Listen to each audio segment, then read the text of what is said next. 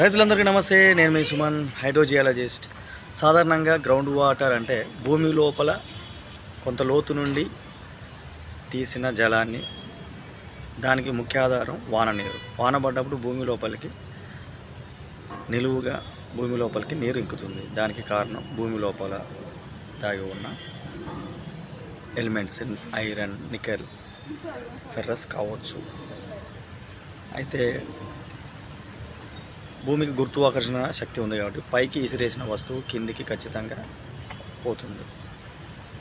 భూమి లోపల నుండి తీసే దాన్ని భూగర్భ జలం అని, ఎక్కడైతే భూమి లోపల మట్టిని డిగ్ చేసినప్పుడు ఎక్కడైతే నీరు తగులుతుందో దాన్ని వాటర్ టేబుల్గా చెప్పవచ్చు.